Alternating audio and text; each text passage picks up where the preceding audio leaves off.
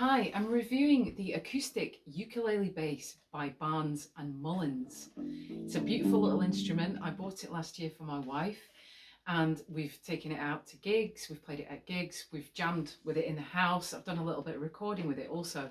So I've gotten to know the instrument quite well over the past 12 months, and I can tell you that it was well worth the money. I was a little bit skeptical at first because I don't know anything about these instruments, but I can tell you they've got nylon strings and they respond in a very different way to normal bass guitar strings. So for example, it's harder to bend, you can't really slap them. They're very different, but nice to play, and you can play them for quite a long time before your fingers get sore. It's a great instrument for just jamming in the house and coming up with some nice riffs. I've come up with loads of nice bass riffs on this guitar, just out of nothing, you know. And plugged in, it's very nice. I'm plugging into a 15-watt amp by Fender called Rumble, which is a nice little amp. I'm just going to show you, I'm going to put the volume up full there, so you get an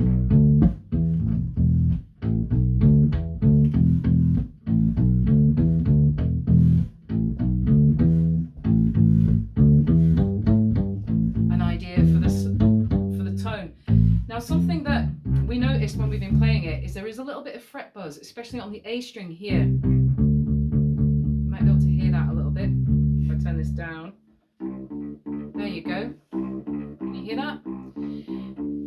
Not sure what's causing this. I think it might be that the action maybe needs to be just a little bit higher, but we're not going to change that. We've decided to keep it as it is. We don't want to mess with it. That's the only real drawback that I found with this instrument. And to kind of get around that, I like to play the open strings when possible. When you're playing live, doing gigs, you don't really notice it. You can kind of get away with it. And obviously for recording, it's maybe not the best instrument to record with, but overall it is a fantastic little instrument. The pickup on it is lovely. It's got a tuner as well, and a little tip about the tuning. It's quite tricky to, when you're tuning it, you can be turning the tuning peg for quite a long time to get a change. You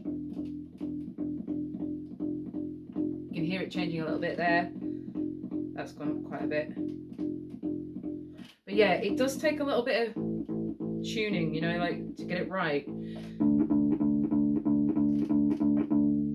But we love this instrument. It's so much fun to play, and I'm that impressed with the budget brand Barnes and Mullins that the next bass guitar we want to get is the little Hofner, is the little violin bass that they do, you know. So we want to get a budget violin bass. So we're gonna try the Barnes and Mullins one. It's always a risk when you're buying instruments online and you can't play them, you can't hear them, you don't know what they feel like.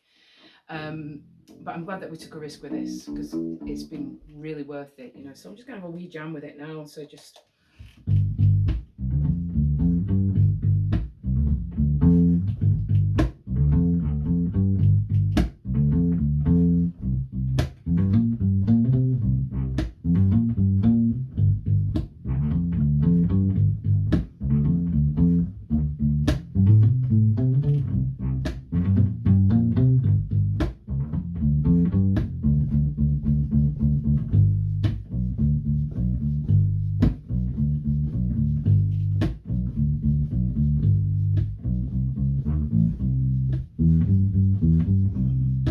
It's just good fun to play. I love it.